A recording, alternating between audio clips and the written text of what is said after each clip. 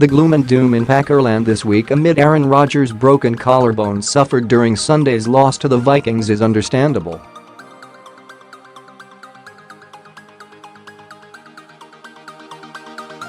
It's disheartening when a team loses its best player, especially one of the top quarterbacks in the league who was off to a great start this season.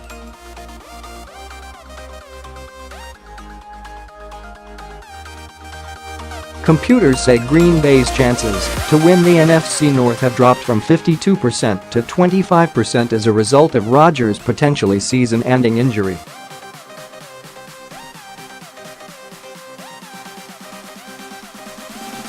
But I know Packers executives, coaches and players have not given up on the 2017 season.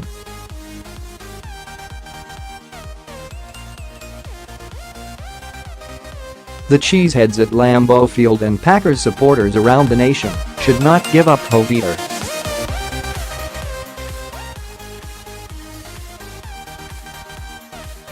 Sure, Rodgers could pull off a magical return late in the season as he did in 2013, when he recovered from a broken left collarbone in 8 weeks and beat the Bears in the regular season finale to win the division.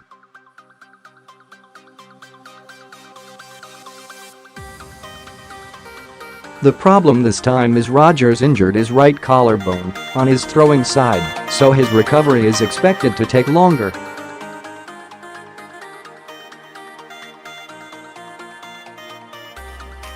A potential Rodgers return for a postseason run also means the Packers would have to stay in the playoff race until then with Brett Hundley at quarterback and a banged-up offensive line.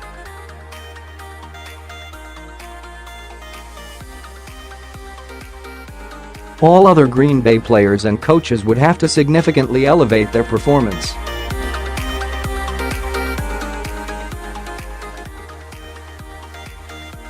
That may not be probable, but I know from experience it can be done. I saw it happen on several occasions during my Vikings and Titans management years.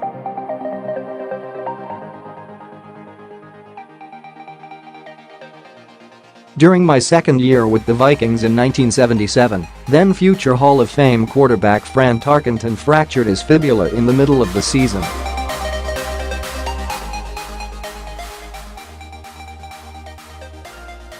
Bob Lee, who was in his 9th NFL season, quarterbacked the veteran-laden team to the NFC Central title and a playoff win over the Rams before we fell to the Cowboys in the NFC Championship game.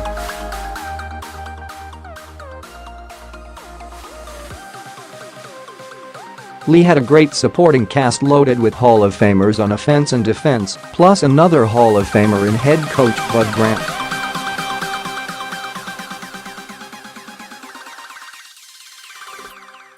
In 1998, Brad Johnson was our Vikings starter, but badly sprained his ankle in Week 2.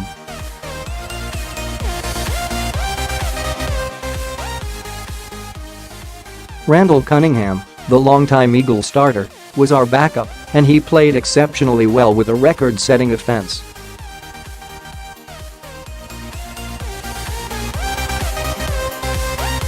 Seven of our offensive players were selected to the Pro Bowl that season. Cunningham was the NFL MVP for that 15-1 team, which lost in the NFC title game.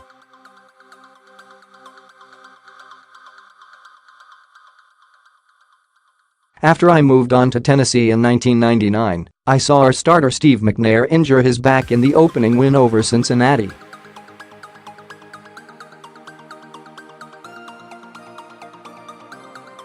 I was reminded how important it is to have a quality veteran backup when Neil O'Donnell, a former Super Bowl QB with the Steelers, stepped in for McNair and went 4-1 as the starter, keeping us on track for an eventual 13-3 season that led us to Super Bowl XXXIV.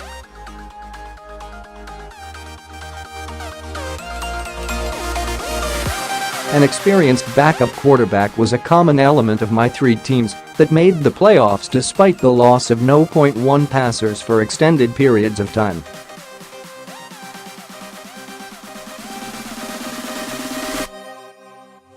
The Packers, of course, are not in such an enviable position with Hundley, an inexperienced passer who will make his first career start this week against the Saints.